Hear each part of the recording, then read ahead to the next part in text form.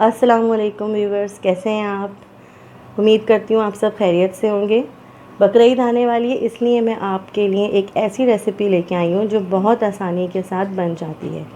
बकरीद वाले रोज़ घर में कुर्बानी की वजह से हमें बहुत से काम होते हैं और हमें कुकिंग भी करनी होती है और सारे घर वालों की ख्वाहिश होती है कि जल्द ही कोई ऐसी डिश, गोश्त की डिश हमारे लिए तैयार हो जाए जो बहुत टेस्टी हो और सब घर वाले खुश भी हो जाएं।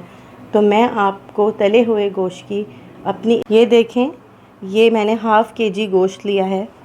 आप इससे ज़्यादा गोश्त भी ले सकते हैं, हड्डी के साथ भी ले सकते हैं और बग़ैर हड्डी का भी ले सकते हैं। अगर आप इसमें थोड़ी सी चिकनाई डाल दें, अगर आप खाते हैं तो डालें, नहीं अगर नहीं तो नहीं डालें। आप इस गोश्त को बढ़ा भी सकते हैं, 5 से 6 किलो भी कर सकते हैं। हड्डी के साथ, बग़ैर हड्डी के साथ मिला जुला गोश्त आप ले सकते हैं, 4 से 5 किलो गोश्त। और गोश्त की क्वांटिटी देखते हुए आप मसालों को बढ़ा सकते हैं। ये मैंने गोश्त धोकर छलनी में रख दिया था ताकि इसका पानी निकल जाए। इसका पानी निकल गया है। अब मैं इसको एक पतीली में डालूँगी, इसके टुकड़ों को। अगर आप चिकनाई डालना चाहते हैं तो डालें और नहीं डालना चाहते तो नहीं डालें। मैं थोड़ी सी डाल ये देखें, ये मसाले हैं, काली मिर्च, कुटी हुई लाल मिर्च, नमक और हल्दी। ये मैंने काली मिर्च मैंने 2 टीस्पून लिए, ये हम इसमें डाल देंगे। ये कुटी हुई मिर्चें मैंने 2 टीस्पून लिए। नमक मैंने थोड़ा सा लिया है, 1 टीस्पून, क्योंकि ये थोड़ा सा स्टीम में जाएगा। हल्दी लिए मैंने 2 टीस्पून। अच्छा, अदरक लहसुन आप जितना अच्छा डालेंगे उतना ही अच्छा टेस्ट आएगा कुर्बानी के गोश्त के लिए। आप अभी से अदरक लहसुन का पेस्ट जो बनाकर फ्रीज़ कर सकते हैं। ये मैंने 5 स्पून्स डालें, ठीक है ना, ये वाले टीस्पून्स। अच्छा, ये सिरका है, सिरका मैं ये कप भर के डालूँगी। ये मैं मैरिनेट कर रही हूँ इस गोश्त को। ये मैंने डाल दिया। अब मैं हल्के हाथ की मदद से इसको अच्छी तरीके से लगा दूँगी।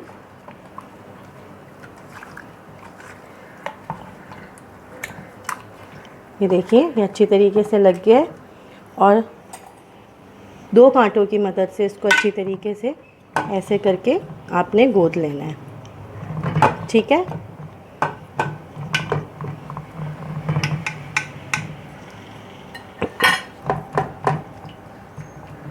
इसको जितना आप अच्छी तरीके से कांटे की मदद से गोदेंगे उतना ही अच्छा ये मैरिनेट होगा और बहुत टेस्ट में बहुत यमी होगा। अब आप इसको चूल्हे पे रख देंगे। यहाँ पर चूल्हे पे रख दिया। चूल्हा आप ऑन नहीं करेंगे, इसको कम से कम आपको क्योंकि बकरीद पे हमारे पास इतना ज़्यादा टाइम नहीं होगा और ये झटपट बनने वाली मैं आपको डिश बता रही हूँ, तो आप इसको 25 मिनट्स या 20 मिनट्स के लिए सिरके के पानी में और मसाले में आप डिप करके इसको रख देंगे 20 मिनट्स के लिए। देखिए, ये 20 मिनट्स हो गए। मेरे ख़्याल से ये अच्छी तरीके से ये सिरके में और मसाले के पानी में अच्छी तरीके से डिप होके मैरिनेट हो गया है। अब आप इसको मीडियम आंच पर, इतनी आंच पर आप इसको आप रख दें। थोड़ी और कम कर लें आंच और इसको आप गलने के लिए रख दें। और इस पर कोई भी आप भारी सा कोई भी वेट आप रख दें। मैं ये रख रही हूँ ताकि ये अच्छी तरह से जल्द अज जल्द गल सके। देखिए फ्रेंड्स, ये गोश्त देखें गल चुका है और मैंने इसको प्रेशर कुकर में मैंने गलाया है, क्योंकि मुझे लग रहा था कि ये इतनी जल्दी गलने वाला गोश्त नहीं है। कई टाइप्स के गोश्त होते हैं, जो छोटी बच्चिया का गोश्त होता है वो जल्दी गल जाता है अपने ही पानी में। बस प्रेशर कुकर में ये है कि आपको पानी गोश्त के साथ ही खुश्क करना होगा और उसको इस तरह से निकाल लेंगे। अब आप देख लें ये कितना अच्छा गला है। ये देखें इसके पीसेस इतने अच्छे कट रहे हैं। आप इसको ये फुल भी फ्राई कर सकती हैं और आप इसको ऐसे भी फ्राई कर सकते हैं।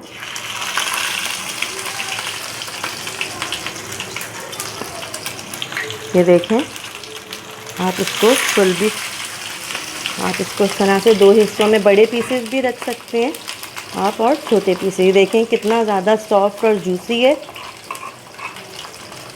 बहुत सारा गोश्त, आप 4-5 किलो गोश्त अगर इस तरह से मैरिनेट करके गला के फ्रिज में रख लेंगे तो आप जब गेस्ट आते हैं आप उनकी खातिर तवाज़ु भी कर सकते हैं इसके साथ। ये देखें इतना सॉफ्ट हो गया है कि ये एकदम फ्राई हो रहा है। ये पूरा पीस हम डाल देते हैं।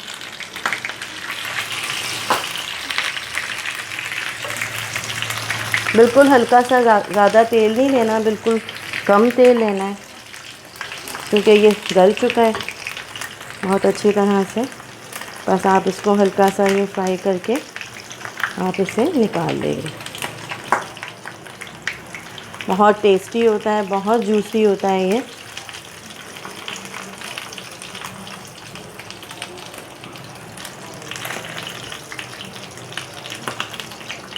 बकरीद के रोज़, कुर्बानी वाले दिनों में ये गोश्त बहुत अच्छा लगता है। बहुत अच्छी खुशबू आ रही है इसमें से और बहुत ज़्यादा सॉफ्ट और जूसी है।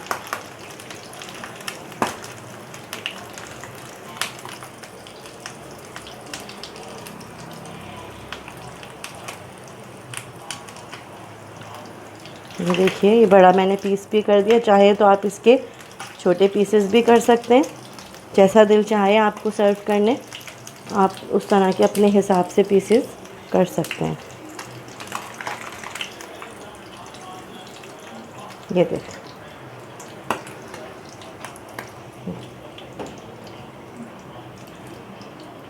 ये देखिए फ्रेंड्स, ये तला हुआ गोश्त तैयार है। इसमें आप चाट का मसाला डाल के आप सर्व कर सकते हैं और ख़ुद भी आप इसको एंजॉय कर सकते हैं। नींबू डालें आप इसमें, बहुत अच्छी खुशबू आ रही है लेमन की और चाट मसाले की और साथ में इसकी फ्राई गोश्त की। और ये देखिए कितना मज़ेदार, बहुत ज़्यादा गला हुआ, बहुत मज़ेदार सा है ये।